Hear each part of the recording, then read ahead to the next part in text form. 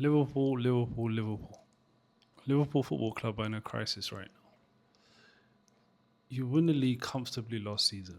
You spent £500 million British Great Sterling Queen Elizabeth King Charles pounds, and you're 21 points off the top.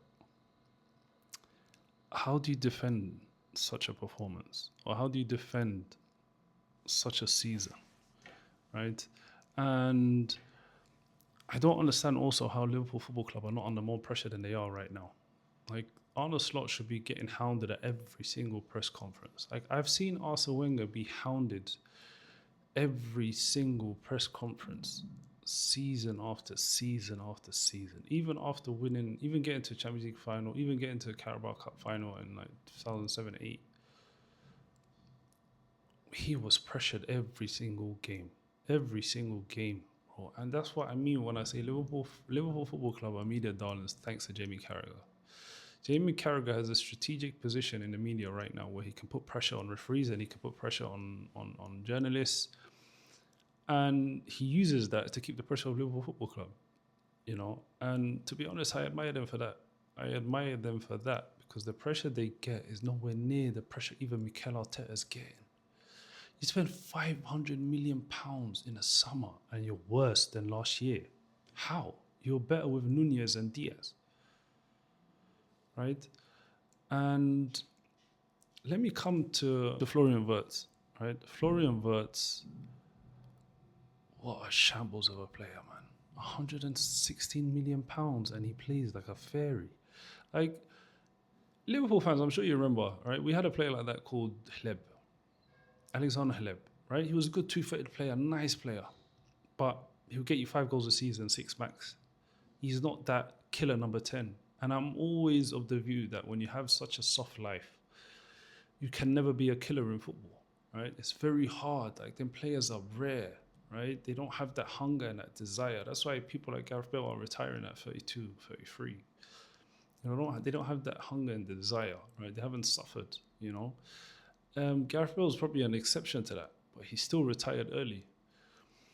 And you can never compare him to people like Kevin De Bruyne, people like Mesut Ozil, right? Bro, Kevin De Bruyne grew up in Burundi, bro. You know how tough life is in Burundi, right? The guy grew up in Burundi thanks to his mum. I think his mum was doing church work, and he grew up in Burundi, bro. He's seen struggle. He has seen struggle. He ain't trying to go back to that struggle, right?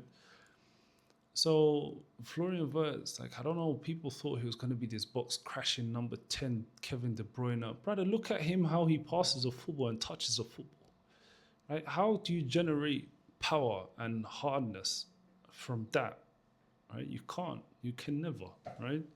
So another signing that I think has flopped for Liverpool Football Club is Florian Wirtz. Right? Florian Wirtz has not been it. Do I see him being it next season?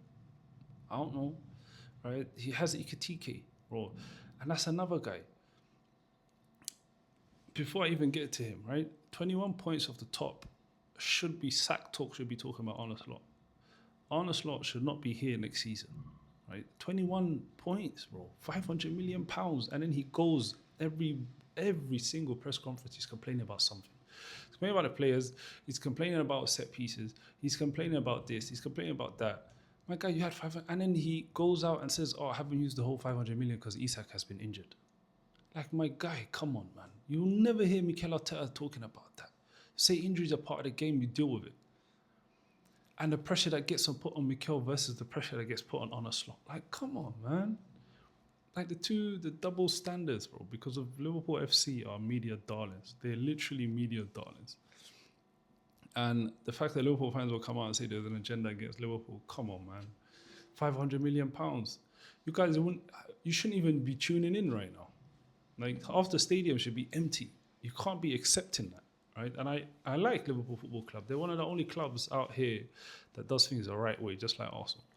Man United cheated in the 90s and 2000s. Man City are financially doped. Chelsea are financially doped, right? That's the only team that is a culture team is Liverpool. And I want them to do well, but you can't be accepting that standards this season, man. Like, the board should not be accepting 500 million in the summer. Do you think your board now are ever going to give you another 500 million to spend? Are they going to give you another 500 million to spend? Ask yourself that question. Are they going to give you another 500? They see what 500 million gets you versus what they did not spend the previous summer and they won a league. And then they spent 500 million, do a back-to-back, and they don't. So Liverpool, man, that's a huge cause of concern, honestly. And let me come to the Hugo Ekitike and Henry comparisons. Bro, don't ever compare anyone to Henry. Don't ever compare anyone to Henry. You can never compare anyone to Henry. Henry is a one of one, right? Gyökeres has more goals than Ekitike. I don't ever want to hear Thierry Henry comparisons. The guy is one of one. This guy's touches are heavy. He can't shoot with his left. He cuts in. He kicks it straight out of the defense. Bro, when I saw him against Messi, I knew this guy was not it. I knew. He'll get you 15, 20 goals, but don't ever compare. Because if Henry was playing right now, he'd be getting 40 goals a season, 45, 50 goals a season. And Cody Gakpo. Like, how do you watch Cody Gakpo, man? Like, the brother he's not even fast. Like, at least Martinelli has some pace about him, right? Gakpo, he shoots when he's supposed to pass. He passes when he's supposed to shoot. And, like, the thinking, bro, critical thinking. I don't understand that guy sometimes, honestly, man. You sold Diaz for Gakpo.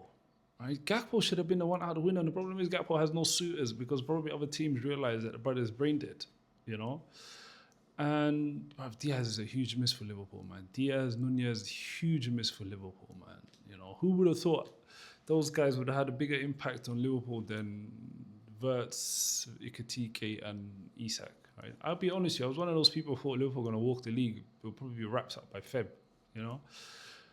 But they made it hard work. And honestly, 21 points is shocking, bro. Slot should not be here next season. Right? Luis Enrique is available in the summer. Right? If Liverpool are serious, they'll probably go out and get someone like Luis Enrique.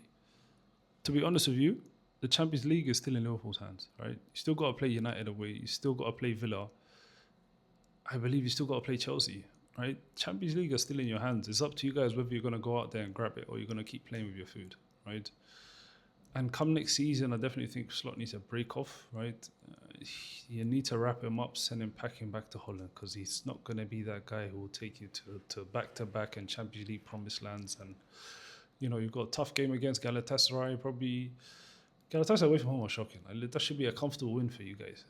But to be honest, I don't even know now because the way you made Tottenham look good, like Tottenham relegation was supposed to be like a cherry on top of a cake for us Arsenal fans, potentially. I don't want to talk too early, but he gave them hope.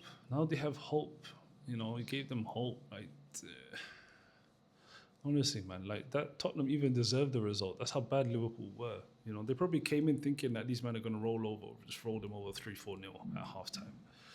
But it's the thing with football, man. People don't respect professionalism. They don't fans don't rate professionalism. It's such an underrated trait, right? Even a team is rubbish, you still whack them 6-0 because you respect professional footballers. They're professional footballers at the end of the day. They got there for a reason, meaning that they have the talent to be at that level. So I always respect teams that turn up to rubbish teams and whoop them 6-0 because they take their game serious. They're professionals. They respect the opposition. That's why I love Arteta also, man. He respects oppositions. No matter how bad they are, he always gives them the utmost respect. But yeah, man, it's Liverpool, Arne Slot out, Champions League is still in your hands. And don't ever compare Ekitike to Henry.